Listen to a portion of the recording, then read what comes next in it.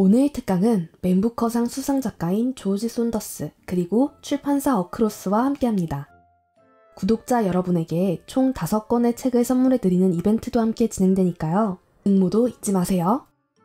이벤트 참여 방법은 이번 특강에 대한 후기 댓글이나 책 내용에 대한 기대평을 댓글로 남기고 책을 선물 받을 주소를 응모폼에 제출하면 됩니다.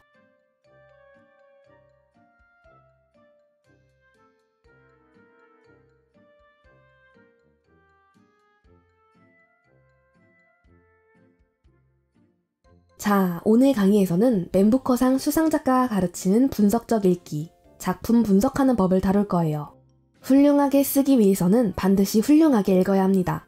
홍토끼도 이전부터 필력을 빠르게 늘리려면 작품을 분석해야 한다고 말하고 지금까지 3편의 작품 분석 강의를 올리기도 했었죠. 그건 바로 창작과 글쓰기엔 정답이 없다고 하지만 잘 쓰는 방법에는 분명한 원칙이 있기 때문입니다. 이번 특강 교환의 저자이신 조지 손더스 작가는 사실 맨부커 수상자라는 것만으로도 더 이야기할 필요가 없죠. 타임지는 그가 현존하는 영어권 최고의 단편소설 작가라고 칭하기도 했습니다. 홍토끼도 정말 좋아하는 분인데요. 이번 교환은 아마존, 뉴욕타임즈 베스트셀러기도 합니다. 12개의 언론에서 이 책을 올해의 책이라고 선정하기도 했고요. 대체 무슨 내용을 담고 있기에 이렇게 극찬을 받고 홍토끼도 소개를 하게 된 걸까요? 그 이유는 바로 이 책이 1년에 단 6명만 들을 수 있는 창작 강의의 내용을 담고 있기 때문입니다. 책의 본문에서는 러시아 단편소설을 7편 다루는데요. 러시아 문학과 영미 문학은 문예창작학과 수업에서도 정말 많이 다룹니다. 그러니 대체 전공생들은 3,500만 원 이상을 주고 무슨 수업을 듣는 걸까 궁금하다면 이 책을 읽어보시는 걸 추천할게요. 그리고 사실 이 책은 20살의 저에게 추천해주고 싶은 책이기도 합니다. 제 채널엔 문예창작학과에 진학한 학생분들도 찾아오시는데요. 이 책은 그분들을 위해서 드리고 싶기도 하네요. 정말 진지하게요. 아무튼 이번 강의에서는 강의 교환의 첫 챕터와 갈등의 성립 조건이라는 개념을 가볍게 함께 다룰 건데요. 먼저 조지 손더스 작가가 한 말을 들어볼게요. 당신의 마음 상태는 어떻게 바뀌었는가? 읽기 전에 텅 빈 수용적인 마음 상태와 지금 당신의 마음 상태. 천천히 다음 질문에 대답하라. 책장에서 눈을 들고 지금까지 알게 된 것을 요약하라. 한두 문장으로 해보라.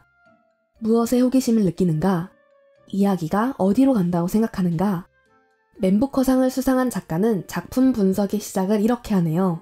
읽은 대목을 2문장으로 요약하고 어떤 정보가 궁금해서 호기심을 일으키는지, 이 이야기가 어디로 흘러갈 것 같은지의 예측 말이죠. 이어서 조지 손더스는 이렇게 몇 개의 질문을 더 덧붙입니다. 당신에게는 이게 무엇에 관한 이야기인가? 어떤 이야기가 무엇에 관한 것인가 라는 질문의 답은 그 이야기가 우리에게서 만들어내는 호기심에서 찾을 수 있는데 호기심은 관심의 한 형태다. 그렇다면 당신은 이 이야기에서 무엇에 관심을 가지는가? 그 관심의 특징은 무엇인가? 당신은 또 어떻게, 또 어디에서 그녀에게 관심을 가지게 되었는가? 아주 방금 홍토끼가 이렇게 정리했었죠. 읽은 내용을 2문장으로 요약한다. 어떤 지점이 호기심을 불러일으키는가? 이 이야기가 어디로 흘러갈 것 같은가?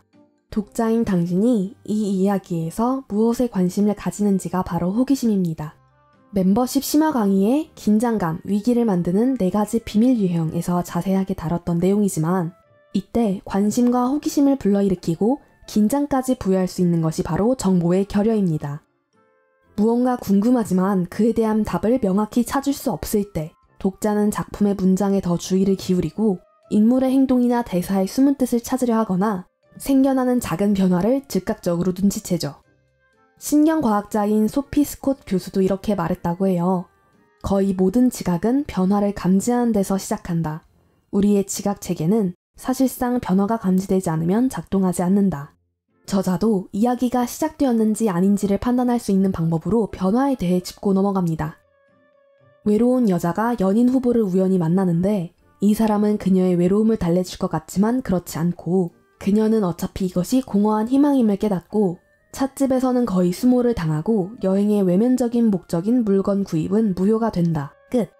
이렇게 끊겨버리면 이 이야기는 일화 같고 거칠게 느껴진다. 우리가 좋아하는 훌륭한 숙녀에게 일련의 나쁜 일이 생기고 그녀는 출발할 때보다 안 좋은 상태로 집으로 돌아온다. 이것은 현실 세계에서 사람들이 자라는 수백만의 하루를 묘사하긴 하지만 이야기는 아니다. 이건 아주 중요한 문제예요. 홍토끼가 문희창작학 입시를 가르칠 때에도 수없이 강조하는 부분인데 일기와 이야기, 즉 스토리의 차이가 무엇인지를 알아야 우리는 소설을 쓴다고 할 수 있기 때문입니다. 그리고 저자는 이에 대해 아주 명쾌하게 해설하죠. 이쯤 되면 많은 분들이 막막해하기 시작합니다.